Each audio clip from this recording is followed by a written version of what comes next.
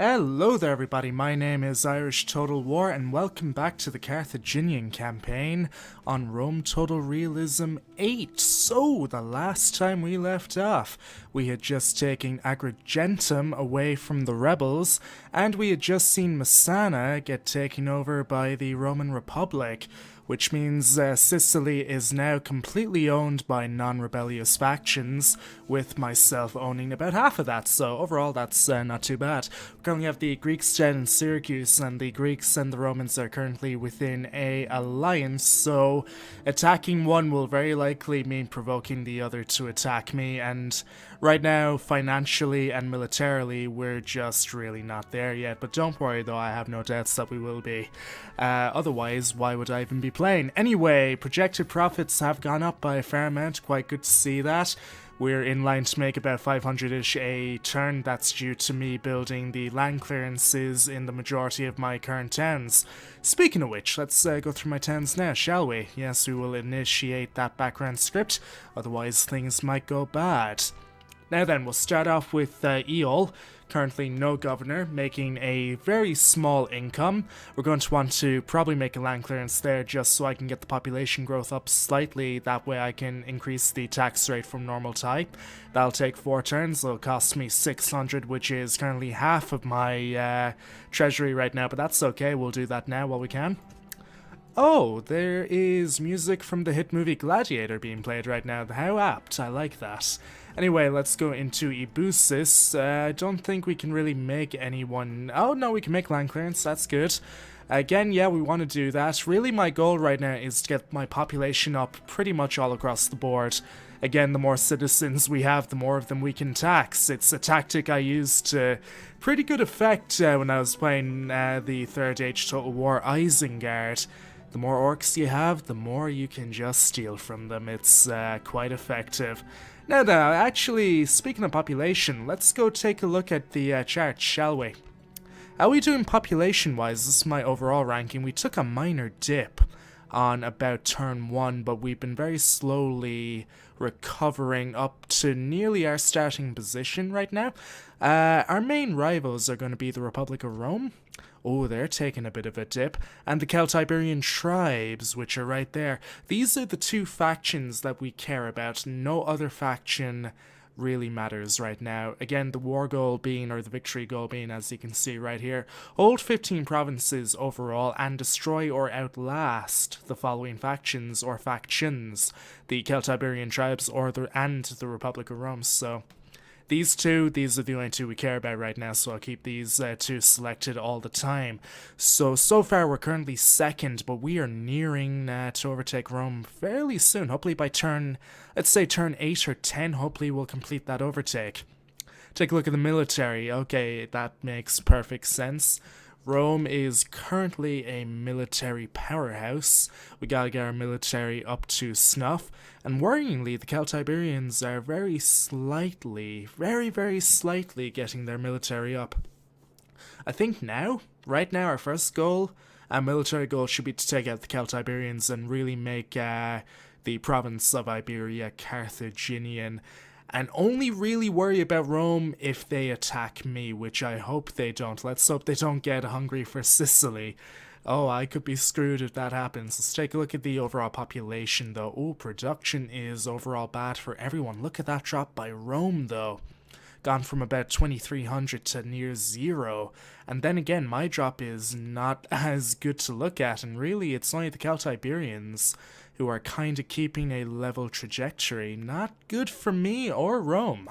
Let's take a look at overall finances. Yep, that's just really an indicator of spending, though. Rome went up to 16,000 talents, and no doubt they spent it on the military. Makes perfect sense to me. Take a look at the pop. We outpopulate both of the two rival factions. This is really good, and again, due to land clearances being built, our population is on the rise. Let's hope we can definitely get that up to, hopefully the 48,000 mark very, very soon. Hopefully by about turn 20 we should be kind of around there. That's actually really, really awesome. Now, taking a look at this, we're currently down to 47 talents. Rome is bringing out a Roman family member. with some Apulian skirmishers as backup. He is a silver chevron man, Mr. Marcus Claudius Marcellus. We'll keep an eye on the situation in Messana for now. We'll try and keep a bit of a minor garrison in Agrigentum, try and get that over to the Carthaginian side. We'll have the occupation up in one turn, which is fantastic. Overall, though, Sicily, the position is not entirely secure right now. I would prefer to have two medium garrisons occupying Agrigentum and Lilybam to make sure Rome can't backdoor attack me while I have one kind of hunkered down. So apparently I'm not meant to actually repair this. This is just for the rebels only, and it essentially means they can recruit whatever they like. So rebels are pretty, they're pretty OP right now. So even if I wanted to repair it, I don't think I should. I think I'll leave it be. I'm not sure if the game will crash otherwise. It's still a very early version of RTR8 that I'm playing right now. Let's take a look at Hadrimentum. Not really much point, I realize, as I have no talents. So really not much to do other than end that turn. Good to know that good to know that the situation in southern Iberia is looking a lot better. Tinghi and Gades have been relatively stabilized. Knocking that up to high, while doable, is not really advised due to the pop growth. And really that's at a 0% pop growth, so that goes down. We have no choice, it must. And the same may need to happen in Tinghi. We need to keep it there. So really we need to get some form of land clearance going on in Tinghi. Can we even build that? In fact, we do have that. In that case, we need to get the next level then. Which, what would that be exactly? If we can check out the building roster. Let me have a look. Building browser. So as we take a look to land clearance, what would be the next level building? Apparently that is it. It is just land clearance. Okay, in the vanilla game I do believe that there were several buildings after that. We could go for the market. We'll increase in trade and tradable goods. That could be another way to hopefully reverse the economical hemorrhage going on in Gades. Or Gades, I'm not sure about the pronunciation here. We'll go with Gades for now. It's slightly Spanish in pronunciation. Right then, I will focus on going for paved roads when I have a settlement to link that up to. We could actually go for a better port. Let me check the current port that we have here. Currently a basic trade port. That's bringing in a tax income bonus or penalty of -2%. I'm not sure if that's good or bad. Hopefully I'll be told about that. Trade fleets, we currently have one trade fleet available though, so that's pretty okay. I assume the trade fleets are automated, and that just indicates one boat traveling out here to a friendly port to, of course, do trades. So I imagine when we build the next level, we'll have two trade fleets available, which will give me two boats traveling out of that area. Anyway, enough of my waffle. Let's end that turn, shall we? Ba-boom! Now we are looking to meet up with some Gallic tribes up here so we can get a wee bit of trade, hopefully help the economy a bit more. And we'll see what the okay, not much movement from the Celtiberians or the Romans. But then again, it's all fog of war here, isn't it? So we have no idea what's going on. Hello? Not a massive fan of that, man. Are they making a move toward Illyria?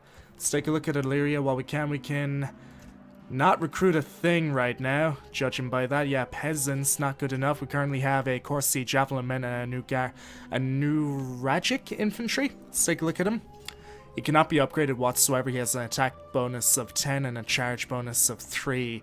Pretty good defensively, though. Got a nice little minor round shield there and a pretty good looking short sword. So hopefully he can do a good defensive job, but I think we're going to want to get something built here. Maybe, yeah, just even for the training, of course, the javelin men, that would be pretty good.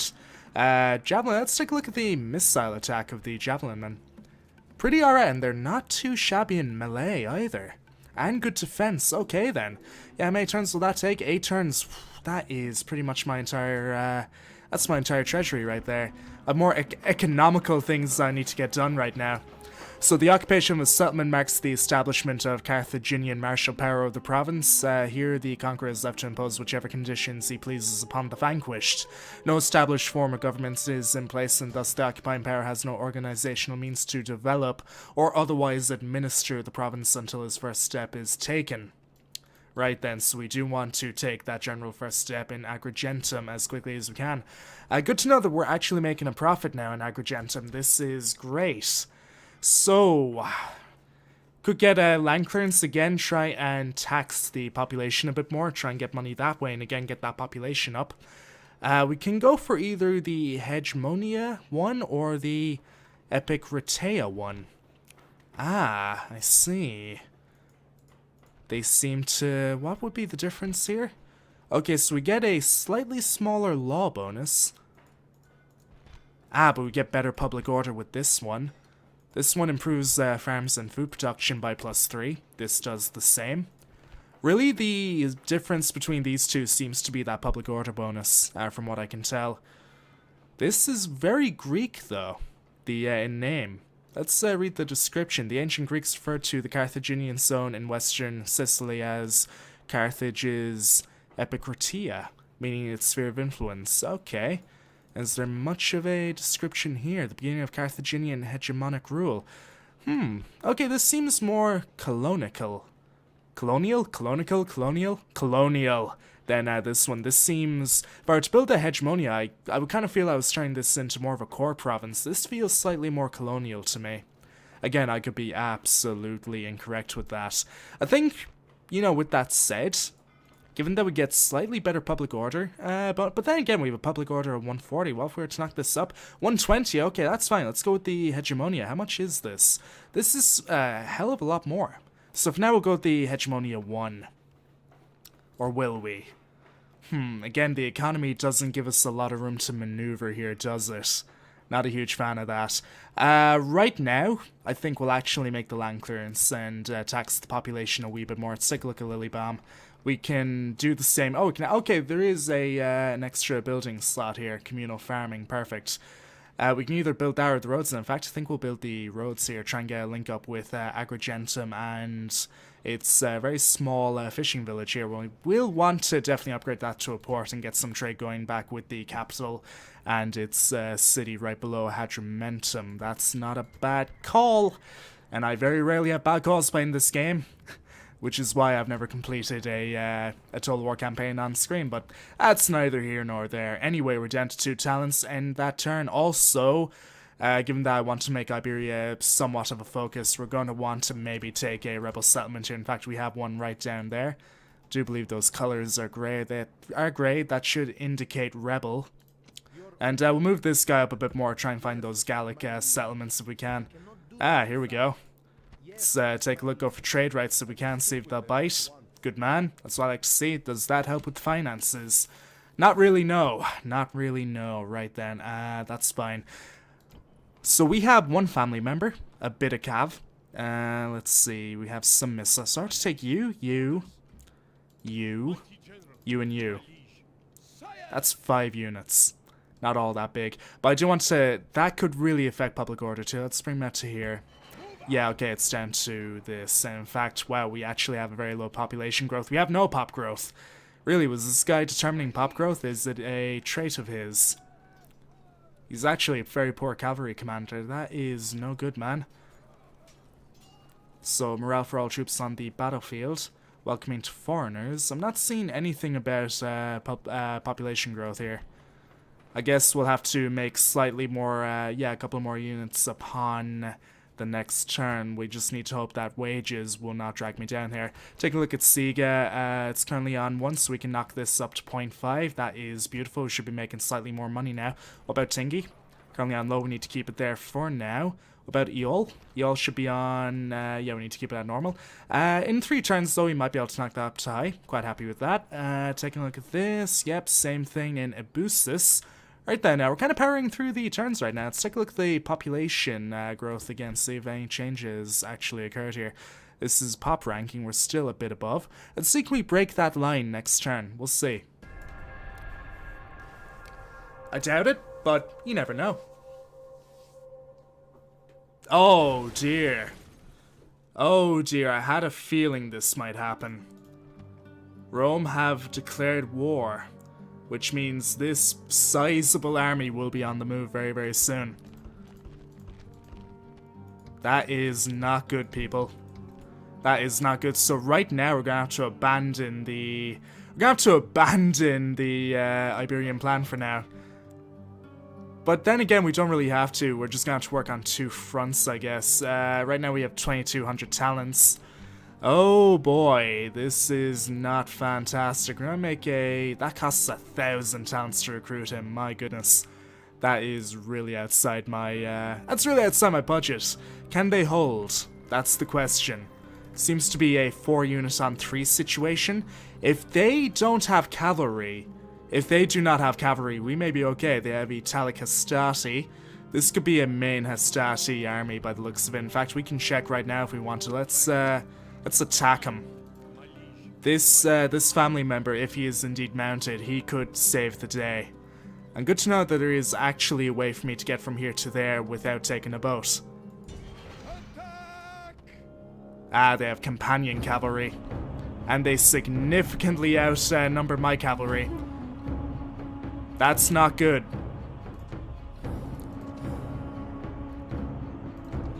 That's really not good.